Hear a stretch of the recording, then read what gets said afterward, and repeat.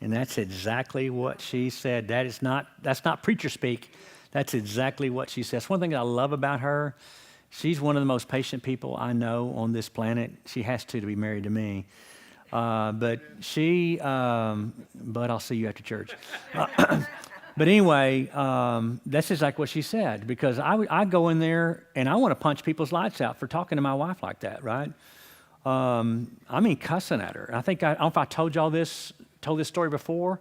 We actually had somebody visit our church one time, and I'm in the back there by the preschool counter, and this guy comes up to me, and he's talking to me, and he leans in, and he says, "Hey, can I ask you a question?" I said, "Sure." He said, "Who's that woman right over there?" And I turned to my right. It was Rita. I said, "That's my wife." "Why?" He goes, "Does she work at CVS?" I said, "As a matter of fact, she does." He said, "I've got to go apologize to her." And he told me the story about just reaming her out because company policy would not let her feel this particular. I'm thinking, I don't know why people get upset at pharmacy techs and pharmacists, because guess what? You screaming at them and cussing at them and you're in need of a particular item from them, you got no shot of getting that. You know what? I'm going to just kill them with kindness, beg and plead, whatever I need to do if I'm really in need of this particular medicine, right? But she cannot violate the company policy. The company policy says, "Hey, you can't feel this. You can't do it." She'd either go to jail or get fired, and maybe a combination of both, right? And so, but that's what she said. I said, "Rita, how do you put up with that?" My flesh wants to say, "You know what? Take a hike."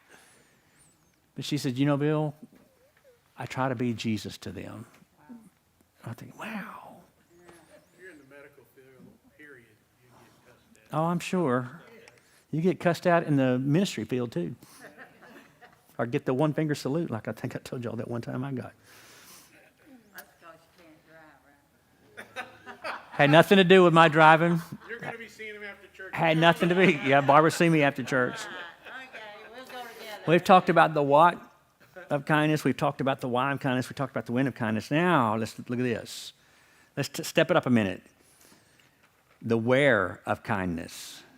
Where should we be kind? I think the church answer would be everywhere. But let me give you 3 specific places. Now, these are not limited to these 3, but I'm going to give you 3 specific places because I think really, you stop and think about it, all 3 of these kind of consume our lives. You ever thought about being kind in places of conflict? 2 Timothy, look at 2 Timothy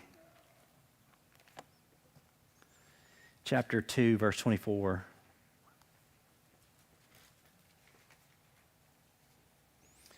He says, "And a servant of the Lord must not quarrel, but be gentle." There's that word, gentleness and kindness, the same word.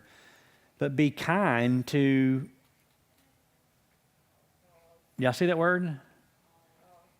And a servant of the Lord, and by the way, he's not talking about preachers. He's talking about everybody who's a born-again believer. We're all servants of the Lord. We must not quarrel, but be kind to all. He goes on to talk about being able to teach and being patient and things of that nature. Think about this. When you and I are kind in places of conflict, and Nancy gave a great illustration there about Rita. Here are people that want to engage in confrontation, anger, what have you. Again, if the word gotten out that Rita was a believer, I don't think we have to go around telling everybody that we're saying, "Hey, I'm a believer, I'm a believer."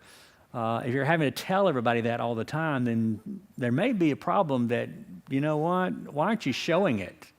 If somebody asks you, "Hey, are you a Christian?" you and I should have swell up with pride and say, "Absolutely I am, but let me tell you why I'm saved, because of Jesus," right? And so when we don't handle confrontation or conflict with lost people with the use of kindness, guess what we end up doing to that lost person? Are we drawing them closer to Jesus, or are we driving them away? I would say that we'd be driving them away. And then think about this. You're going to stop meddling and stop preaching and go to meddling. When you and I are engaged in conflict with another believer and we are in this verbal jabs, if you will, who are we really hurting? Yourself. You're hurting yourself. You know why? Because we're all members of the body of Christ. It's kind of like this. If I was mad at my hand, boy, hand, you've been really bad today, and I were to take a hammer and smack it, You'd be nuts. guess what? The rest of my body is going to feel that pain, right? You ever thought about that? That's exactly what we do as a body of believers. We belong to one another. And when we are quarreling with one another and we are throwing those verbal grenades, if you will, at one another, who are we really hurting? We're hurting ourselves. That's something to consider. So, where should we show kindness? In places of conflict. Number 2, in places of conversation. Proverbs chapter 15 and verse 4. Proverbs 15 verse 4. I don't know if I gave y'all these verses or not. If I did, I apologize. Proverbs 15 verse 4. Let me quickly get over there and read this. Let me tell you a funny story I read one time.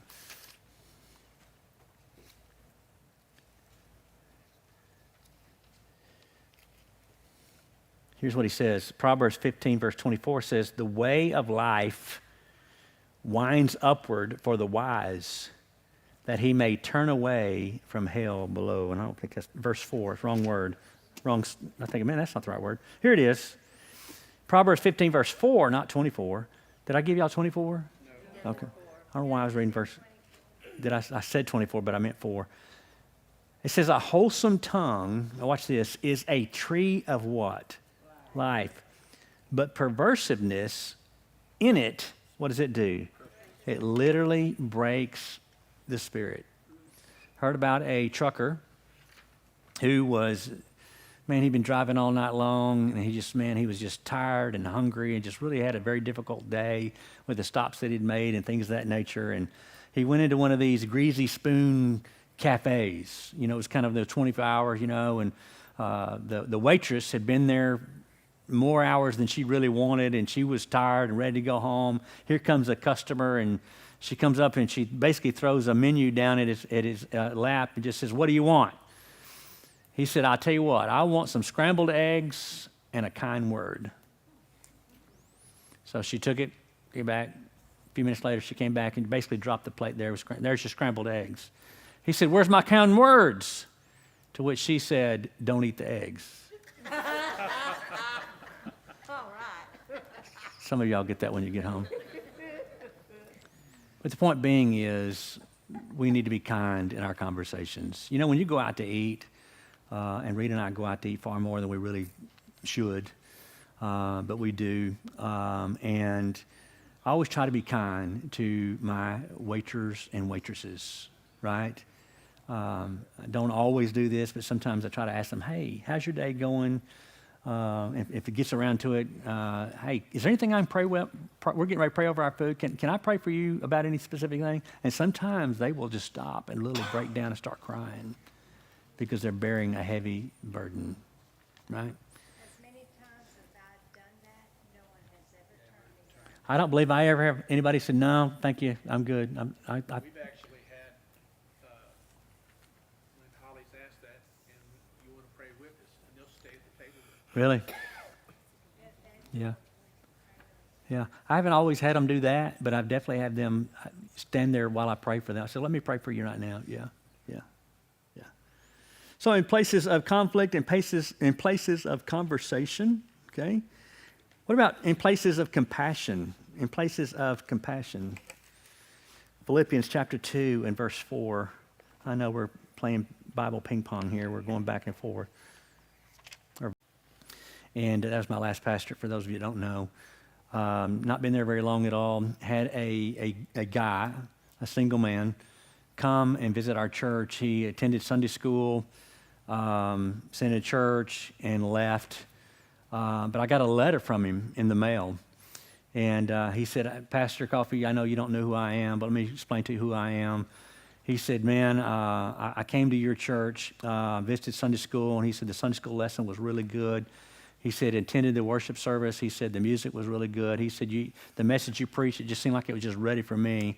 But he said, I'm going to tell you something. He said, I went home with the sole purpose of killing myself that day. And he said, I knew where the shotgun was, and I was going to go to, in the middle of the night, get up and just go to the closet, get the shotgun, and just end it all. He said, I just kept hearing this voice, hey, take the easy road, take the easy road, just do it. He said, but what you don't know what happened, he said, that day that I was leaving the parking lot of your church, he just said, I was backing out, I saw another car, and he said, there was a lady who was also trying to back out at the same time, and she pulled back in and did this, waved me on, but he said she smiled at me and just waved. He said, here's